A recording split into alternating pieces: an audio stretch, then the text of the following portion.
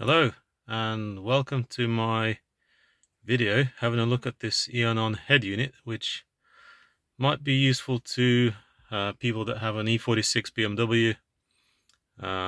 It's a head unit I've kind of thought about getting, and I thought I'll quickly show how it comes, how to connect it, just have a general little view of it.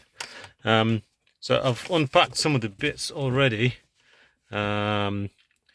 They do send you quite a lot of kit. Here is the GPS antenna. There's two different kinds of USB cables. This is a double cable. This is a single. There's an aerial lead, microphone lead, another aerial kind of adapter, spare fuse, some Velcro sticky pads. That's the actual harness that comes with it. Well, this isn't.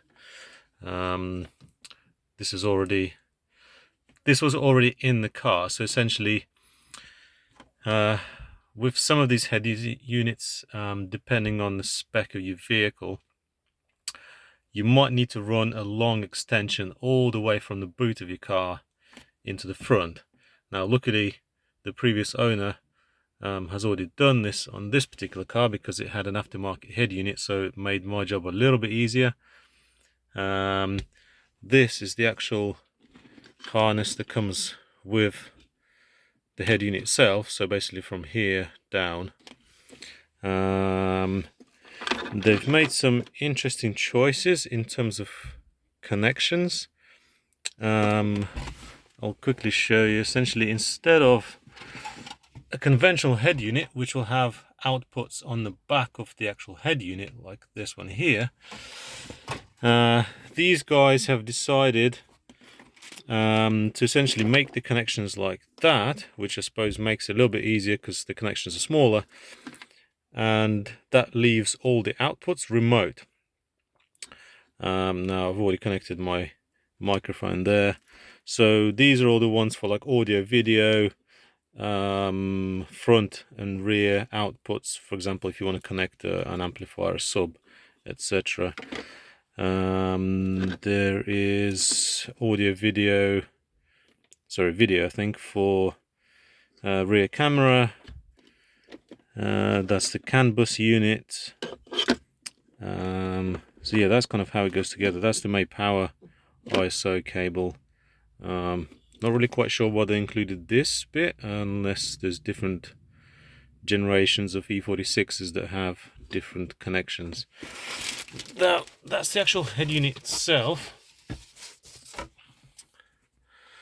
It's got a protective film on the front. It's kind of the same shape as what the original framing would be around the factory head unit. The reason I went for this is, unlike older head units, which will have like a whole piece like sticking out the back, these are flat. So you can see this is quite a flat unit, and that's where all the connections go. This is all, is it plastic? Yeah, I think it is. But anyway, the reason I went for this is, as you can see, it's quite low profile, so they've managed to just rearrange how all the electrics fits inside, and that means that when you're left with all this space, I'm hoping to utilize this area here to put a small inline amp, just to boost the power of the speakers a little bit, just to make it all sound a bit better.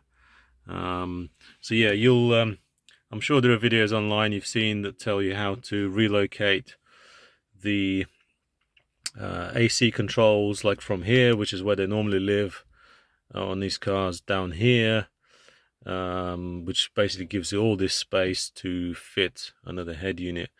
And these essentially just directly bolt in place because they're E46 specific, so you just need to pop out the heater controls there.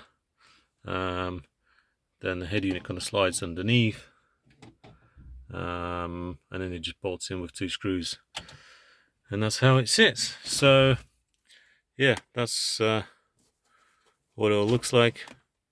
Hopefully I'll do another video to show how the connection with the amp goes. So yeah, hopefully that will make it a little bit easier to understand if anyone's looking out for getting one of these. Cheers.